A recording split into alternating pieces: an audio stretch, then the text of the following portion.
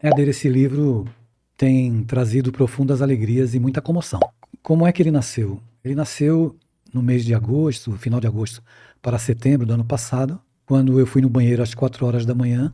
E eu costumo deixar o meu celular ligado 24 horas, por causa de alguns pacientes que podem me procurar numa situação de desespero, precisam falar alguma coisa.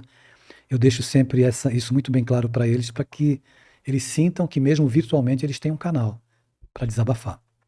E quando eu voltei para o quarto, o celular acendeu, pois havia recebido uma mensagem.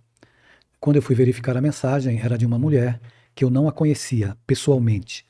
Eu a conhecia no período da pandemia e pós o período pandêmico, pois ela fazia contato comigo para agendar lives para o Recife. Tem uma live que é transmitida aos domingos que se chama Movimente Espírita. Movimente. Não é movimento, não. Movimento Espírita. Que ocorre aos domingos às 20 horas. E ela agendava comigo apenas. Eu nunca tive contato pessoal. Não a conhecia pessoalmente.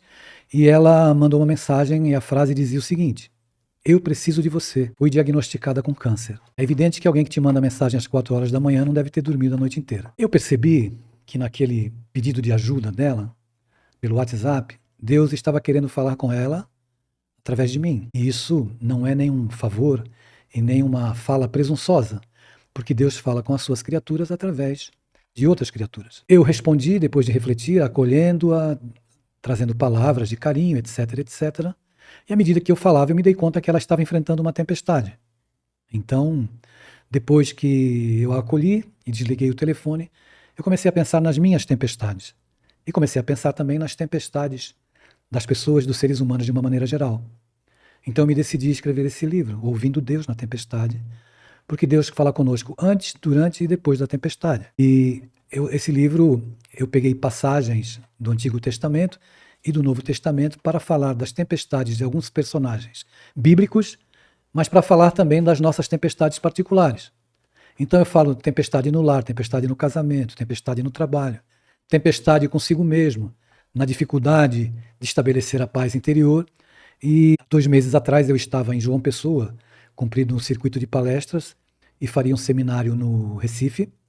E essa moça me mandou mensagem, pediu para fazer uma chamada de vídeo. Eu fiz a chamada de vídeo com ela e assim que a tela se abriu, ela começou a chorar convulsivamente. Estava me comunicando que estava de alta, que havia vencido o câncer. Aquilo foi muito impactante, né? E no sábado, quando eu fui para Recife fazer o seminário, ela estava lá, presente no seminário. Então nós nos abraçamos pela primeira vez e foi um momento na minha vida inesquecível. E muitas pessoas têm me procurado